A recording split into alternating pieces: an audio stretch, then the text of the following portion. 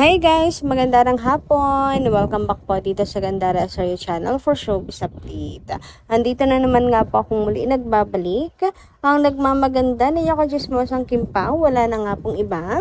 Ang lokaret na si Gandara SRU upang magatid po sa inyo ng latest update and fresh happenings patungkol kina Kim Chiu and Paolo Avellino. And para po sa hapong ito ang tatalakayin natin at pag-uusapan ay may kinalaman nga po dito sa date ng Kim Pao na kung saan tulad ng sabi po natin, lantara na nga ang kanilang relasyon. Pero bago po ang lahat, sa mga hindi pa nakaka-subscribe sa ating channel, maaari lamang na pindutin po niya subscribe button at notification bell natin na nariyan po sa baba upang kayo ay maging updated at ma-notify tuwing bago tayo chika at balita hinggil sa Kim Pao. Basta mga balita na may kinalaman po kay Kim Chiu and Paolo Avellino, sagot na nga po natin yan. At narito naman ang ilan po sa mga comment na napili natin basahin ngayong hapong ito.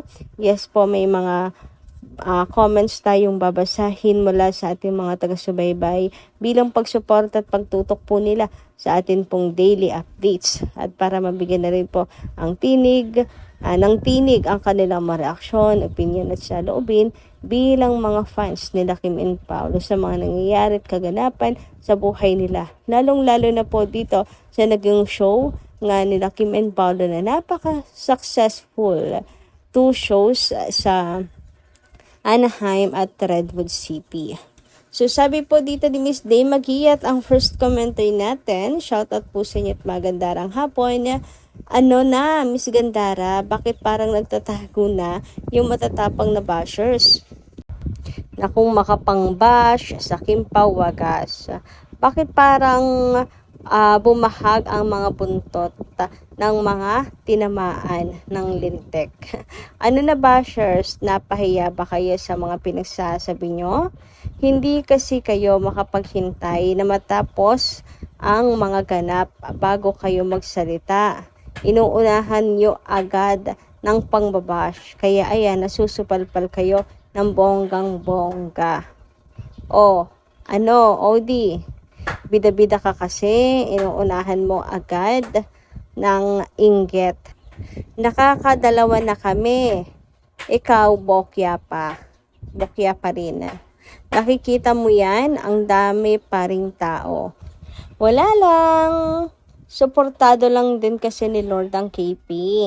At ng mga mommy at daddy nila Kim and Pao. Parang kanilang show. Ang mga senior na love ang Kim Pao. Ganyan talaga ang mabubuting tao. Ayan, maraming nagmamahal. Kasama na kaming nandito sa bansa natin.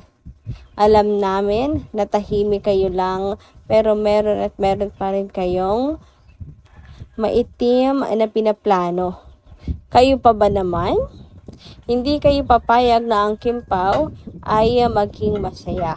Sige lang, pahinga muna kayo habang kami naman ay nagsasaya. 'Di ba Miss Gandara, happy lang? Happy lang. Yes, true. Ma'am Day Magia. Totoo. Basta tayo happy lang mga kakimpaw.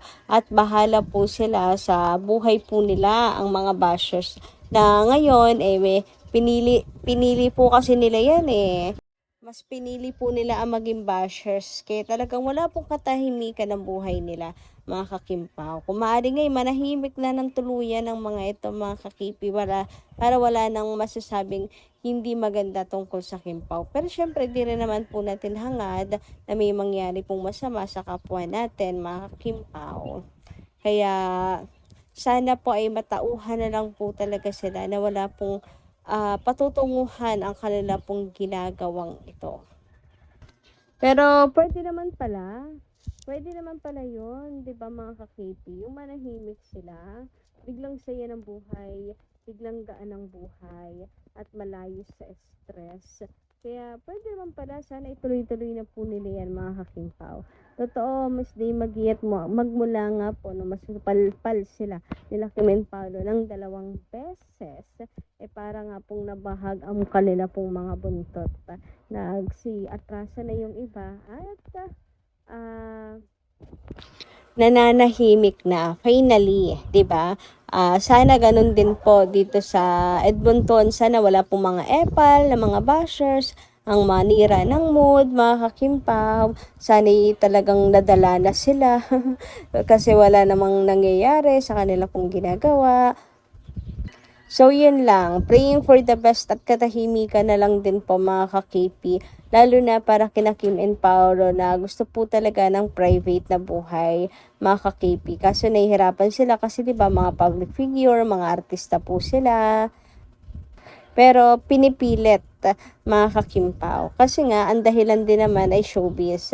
Dahil nga magulo, mga ka-KP, pag masyadong open book ka sa show business. Anyway, sabi naman ni Ma'am Vivian Caraig, yes, Daddy Derek Loren, very supportive kila Kim Pao. Love you all. Tatay ni Kim, love na love, lalo na si Kim. Very humble si Kimi and Pao. Kim Pao, sobrang humble. Madam Adelaida Magin, sobrang humble nila Kim and Pao. Wala po tayo masabi. Grabe, napaka matutulungin pa po ng mga yan. Tapos sobrang simple lang din po nila mga kakimpaw.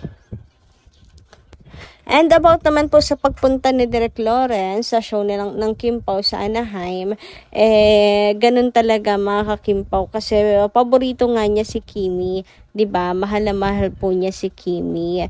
So hindi naman po imposible na gawin siya ni Derek Lawrence, pero iba pa rin talaga ang gulat ng mga Kimpawlan siya at ang saya pa rin ni Chinita Princess. Iba pa rin po talaga kapag ka nasosurpresa mga kakimpaw. Presence, ika nga po, diba, importante po ay ang presensya.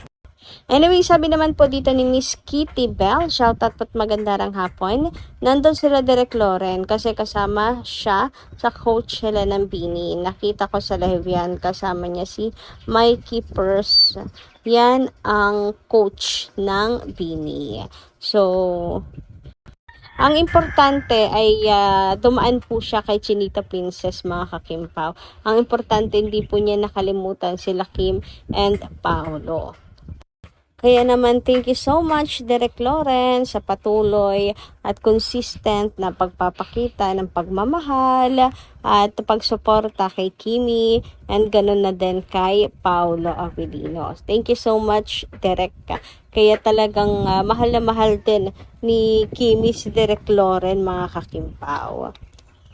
Samantala, dumako naman po tayo ngayon at pag-usapan ang tungkol po dito sa atin pong ayuda para po sa hapong ito kung saan ay mainit-init pa nga po ang binahagi ni Paolo Avellino na video po nilang dalawa ni Chinita Princess na nagra-running.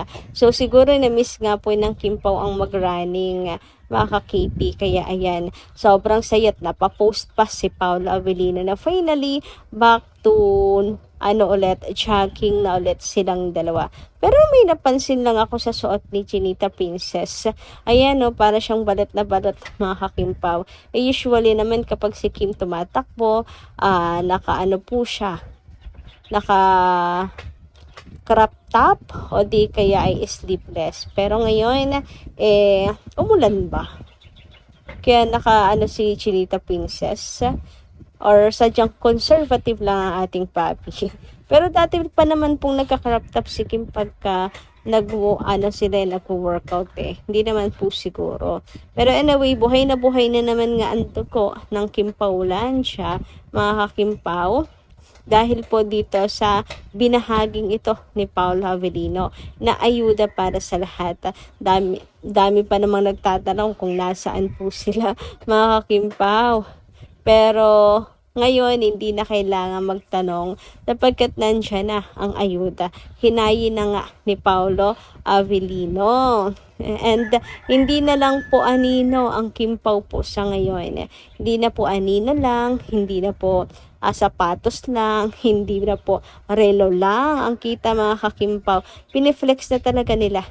Pinangangalandakan, binabandera na mga kakimpaw. Grabe, iba talaga kapag iba talaga yung kaluwagan sa kalooban po mga kakimpaw kapag in-out mo na ang inyong relasyon sa public, 'di ba, mga ka-KP? So, ayan, enjoy na enjoy ang Kim Pao at malamang nga daw po at sa malamang ay nag-quick date pa sa ang dalawa. Uy, quick date. Anyway, bakas na bakas din po sa mukha ni Kim and di Paolo Avellino ang kaligayahan mga ka-Kim Pao na para bang nasa rurok lang po sila ng kasiyahan at wala pong problema kasi masaya po ang puso. Kita niyo naman, di ba mga ka-Kim Pao, iba talaga yung aura ni Paolo Avellino at ni Kimi. Halatang mga in lababo. Huy, mapapasana all ka na lang talaga. Sana all piniflex. Charot. Anyway, hanggang dito lang po muna ang ating update mga kakimpaw. Maraming salamat po sa inyo ngayong hapong ito. Maraming salamat po sa inyong pakikinig. And kita-kits po muli sa mga susunod ating chika tungkol sa Kimpaw. Lalo na kapag may update na po para sa kanila pong next show sa Edmonton. So, yun lang. Kita-kits po ulit sa susunod ating chika. Ingat po kayo palagi.